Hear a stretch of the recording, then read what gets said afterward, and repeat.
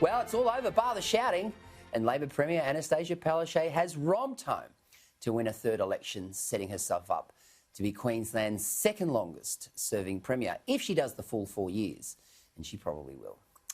It's a pretty remarkable achievement. I believe Queensland needed change, and it was based on the government's poor economic performance. But COVID trumped everything. We didn't know whether it's going to be worth 2% to her, 4% to her, 6% to her. It was probably around 5% was the total result.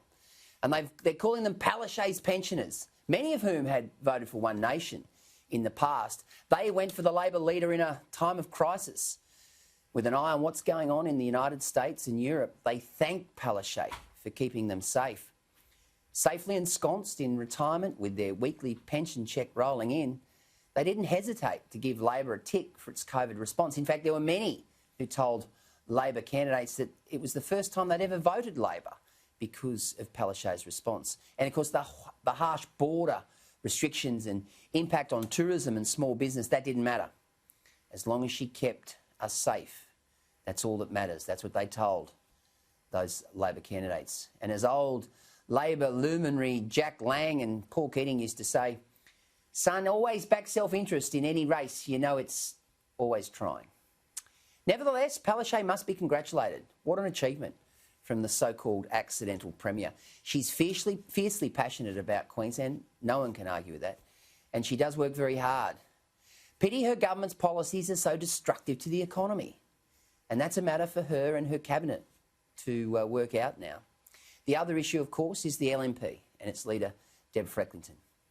COVID suffocated the LNP's message, and it's hard to see how the LNP could have won with any leader. But there's an inevitable post-mortem underway.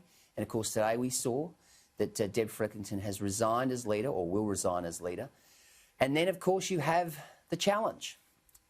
David Crisafulli, a regular on this show, will be putting his hand up. Dale Last, expected to be his deputy. But of course, Tim Mander, the former NRL referee, he's another who is interested in the job. Crisafulli's young, he's energetic, and he's very capable. He's their best bet, and he will take it up to Labor and Ms Palaszczuk. But of course, it'll come down to the numbers. They'll be on the phone as we're speaking, trying to work out who gets the chocolates. Frecklington will stay around. There's no doubt about that. She's got plenty to offer. And of course, that's a matter for the party to work out how she obviously goes ahead. Labor increased its primary vote to 40% in this election. 40%. I mean, the polls had it down around 35, 36 once again.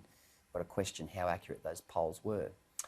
It will be interesting to watch how Labor goes in coming weeks and months and years.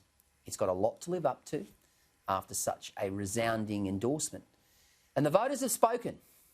And it's now time for Labor to get on with it and deliver the economic outcomes that they have promised.